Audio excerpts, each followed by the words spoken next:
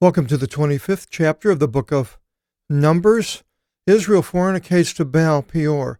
Baal Peor it's actually Bel Peor in the Greek, and it was a god of the Moabites. And the Moabites, will go to a map. This is where they are right now. Moab is right in here. They came up, and somehow this is the plain of Moab. And they got up with to this area with Balak, King Balak, and Balaam came, and so forth. And now in this area, we'll find out what happens to these people in 25. It says, and Israel rested up in Satin, and the people profaned to fornicate with the daughters of Moab. So they saw these people around, and apparently the ones maybe that were on the fringe of the Jews, sons of Israel, they had relations with the daughters of Moab. They met these women, and they were working in different things, maybe vineyards and growing figs, who knows. And then these people had all went through this terrible time of a wilderness. So now all of a sudden they see these women who were probably working the land and apparently looked good to them. These women did. And so they fornicated. Ek pornevse, the porny is in that. Pornography is a derivative from that. So they saw something that was delightful enough for them to do what God said not to do, which was prohibited. And they called them, and they would be the women, unto the sacrifices of their idols. So this is what happened later with King Solomon. He set up all these idols in Jerusalem to all these different wives. And the people ate of their sacrifices and did obeisance to their idols. Now, the things eating, it says in Psalms 106, 28, 31, for they were initiated to Baal Peor and ate sacrifices of dead ones.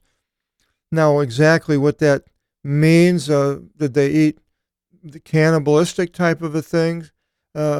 Something to do with dead people, which actually made them unclean. It doesn't get specific, explicit on that, and it says they provoked him in their practices, and the blow was multiplied among them. Now we'll continue this a little bit more in that Psalms 106, 28 to 31 when we get down to it here.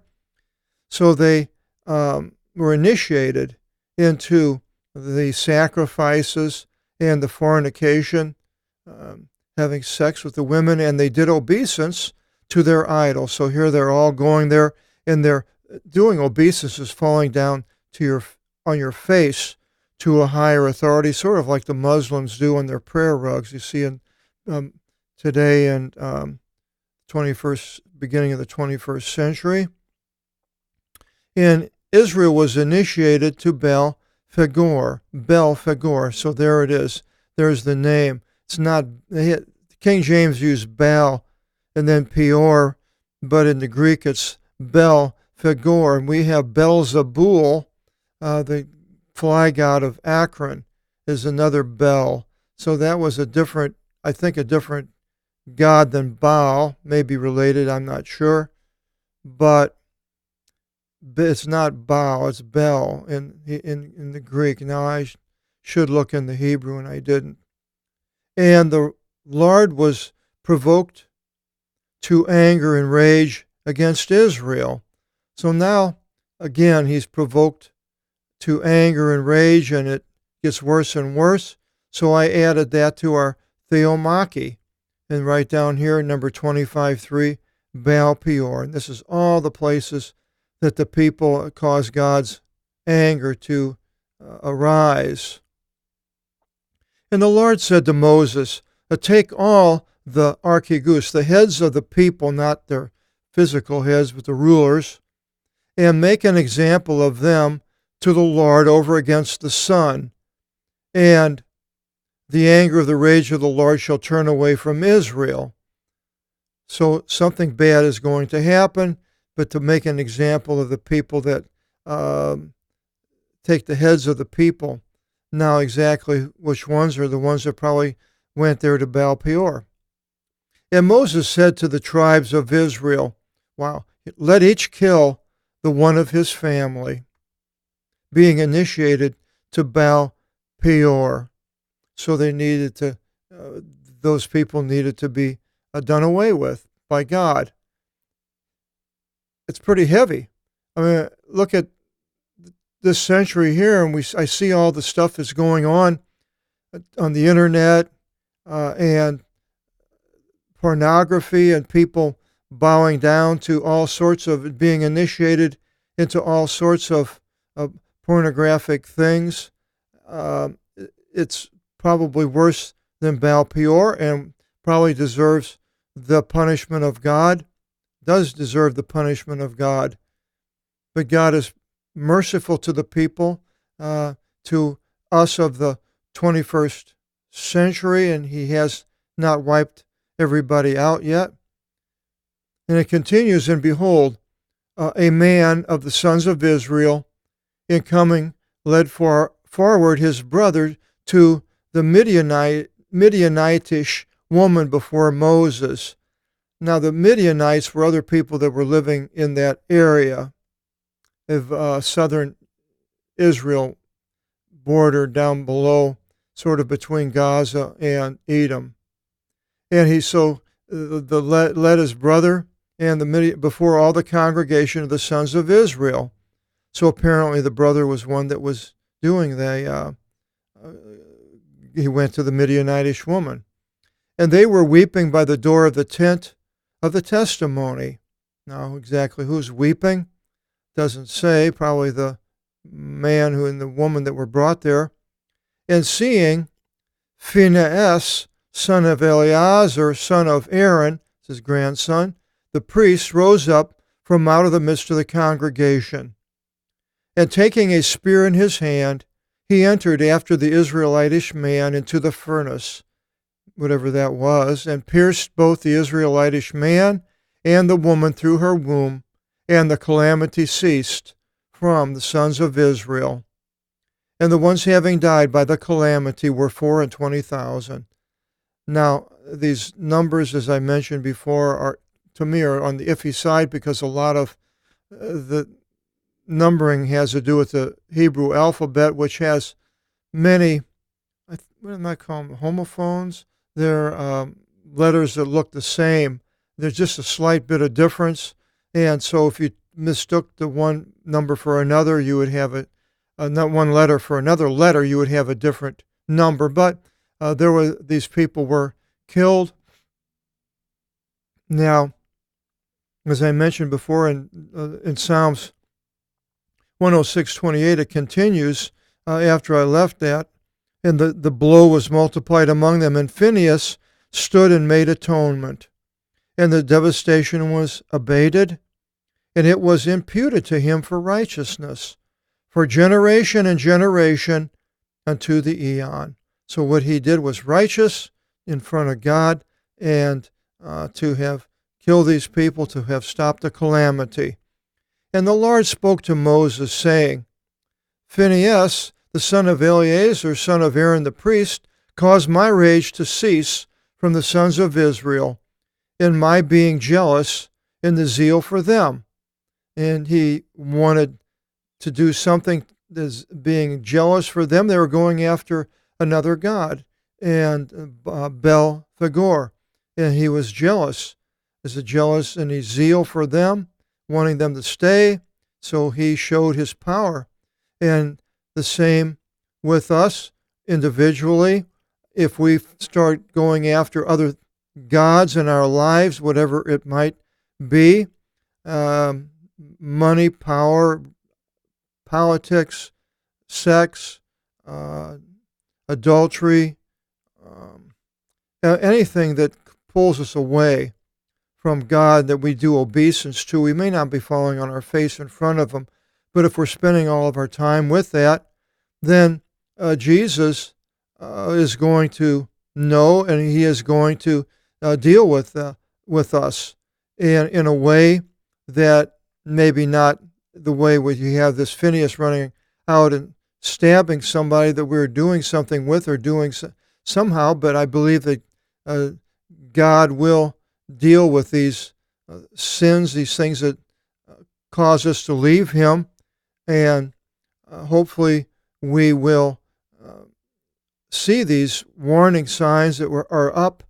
and it could be a lot of things. A person could be in an adulterous relationship, but then have a fear that he's going to be found out by the husband, and the husband, let's say, is a big man, and you're not, then fear of being beaten up or worse.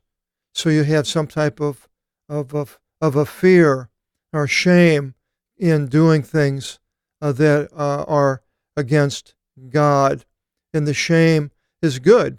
We should be ashamed if we're doing something that is the opposite of what God would have us to want to do. And a good place to look and find out is in the book of 2 Timothy, the last chapter, all the things that we should be doing. And it continues here, and it says, "Thus say, behold, I will make to him my covenant of peace." And so that was what's mentioned in Psalms 106:31. "And it will be to him and to his seed after him a covenant of an eternal priesthood, because he was jealous for his God." And that is the priesthood of Phineas and the people that stand up against evil, with things that would cause people to be pulled away from God.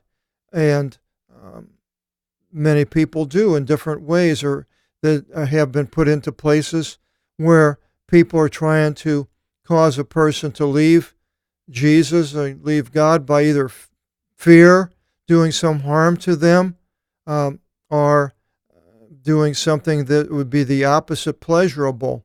And people stand up and point these things out. And these, I believe, are the priesthood of the covenant of Phineas. So if you're there and you see something that's happening and you stand up against it in whatever form, if somebody's doing obeisance to another god and he was a Christian, then you're of the order of Phineas.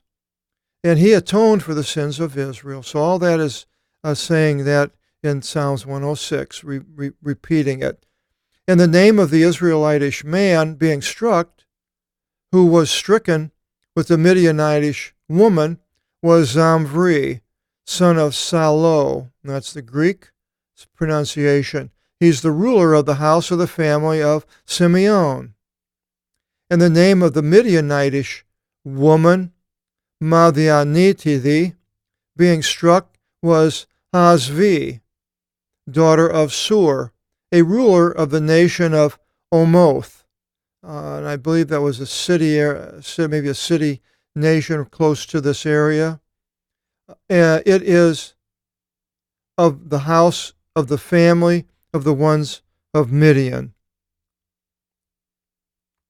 And the Lord spoke to Moses, saying, "Speak to the sons of Israel, saying, hate the Midianites, and strike them, for with deceit they are hating you, as they use deceit against you through Peor, even through Hazbi, daughter of the ruler of Midian, their sister, the one being struck in the day of the calamity on account of Fogor." So again, strike them. Now, people today, we don't have Midianites, but people that are pulling us away from the things of God, we are to basically hate them. Well, I mean, we want them not to do that, and hate is a hard thing when it comes to Christ, because hate doesn't really doesn't take a big place in the teachings of Jesus Christ. But hating sin is a good thing. Um, so there was a song I'm trying to think of. It was The Devil and I, We Do Agree. The devil and I, we do agree. The devil and I, we do agree. I hate him and he hates me. All our sins are washed away. I've been redeemed. And a lot of people, when they first hear it, we agree. But hating the things of God, of Satan, is okay, I believe. Not people necessarily. We're not to go out and strike them. I don't see that. Christians have probably done that in the past.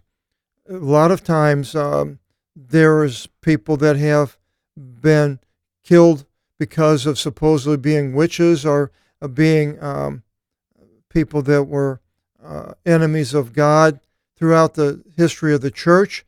But then again, sometimes they even killed people that were like the Anabaptists, that were the people that believed in being baptized as an adult or being immersed as an adult, which I believe is correct.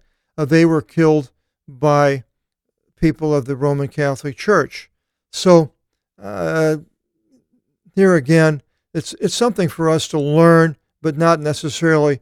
We are not doing this type of a thing personally. Our attitude is more important than an action, I believe, here.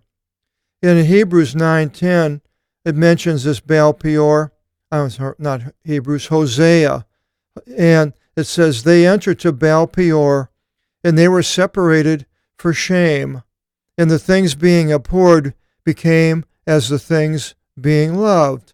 So this is what it's all ties up to, I believe, and Hosea rightly sums it all up in things that are abhorred, that are against God. You read the Bible and you see all the things that we are not to do and God hates. There is all sorts of things.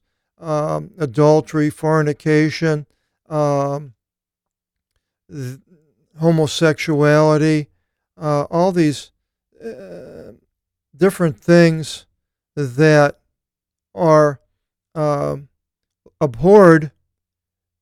When they become something that is loved, it's a terrible thing for a person to have switched over from that one side of abhorring something to all of a sudden take it and have it as something loved, pleasurable. And we all can fall into that. I'm sure that Satan is working overtime trying to get all of the ones that love the Lord to do exactly that. That is his number one purpose. And we have to be careful and watch out for the wiles of the devil and not change over from the things abhorred and going over to the things, and then loving those things. Chapter 26, Moses and Eleazar number Israel. They take a census. We'll find out what that census is all about. Chapter 26, our next video seminar. Hope you'll join us. Until then, God bless.